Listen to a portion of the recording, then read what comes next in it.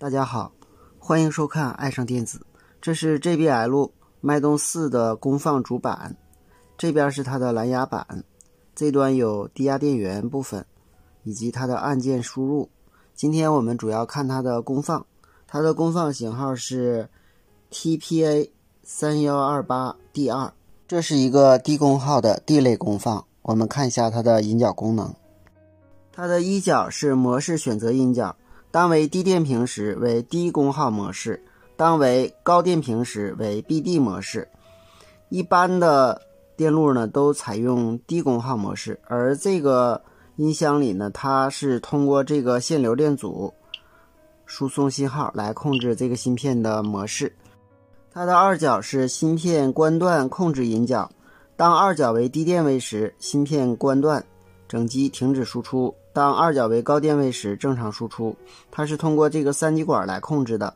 二脚接这个三极管的极电极，上边有线流电阻，也就是有上拉电阻。当三极管导通的时候，二脚为低电位停止输出；当三极管截止的时候，二脚为高电位正常输出。三极管的发射极直接是接地的，机极由主控控制。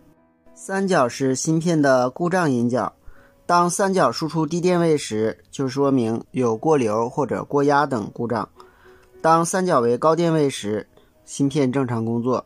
四脚是右声道信号正向输入端，五脚是右声道信号反向输入端，六脚是芯片功率设置引脚，它与七脚之间的电源通过分压电阻和线流电阻得到一个基准电压来设置芯片的功率。当六脚与七脚相连的时候，功率是最大的。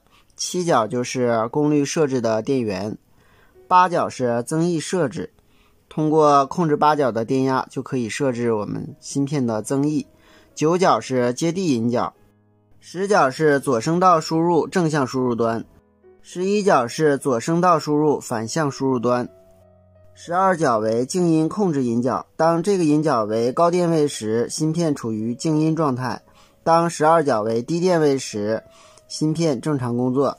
它同样是通过这个三极管来控制的，这个三极管的发射极也是接地，机极受主控控制。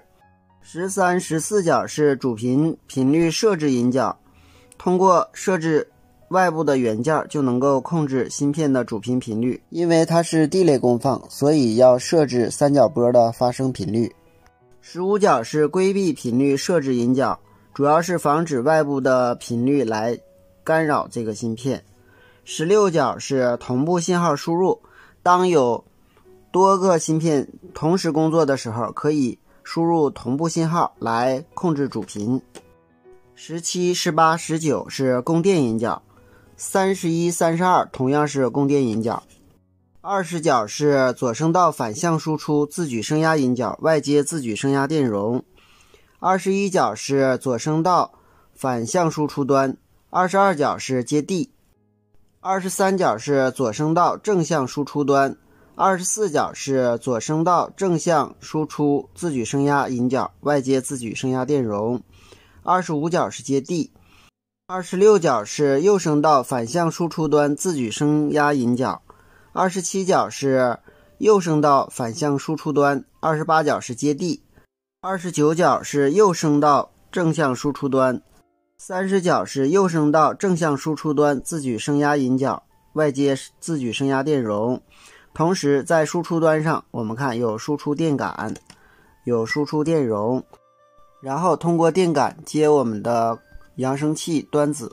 这是两个芯片共同工作的电路图，这是它的内部方框图，感兴趣的朋友可以仔细研究一下。好，今天咱们就到这里，谢谢大家，再见。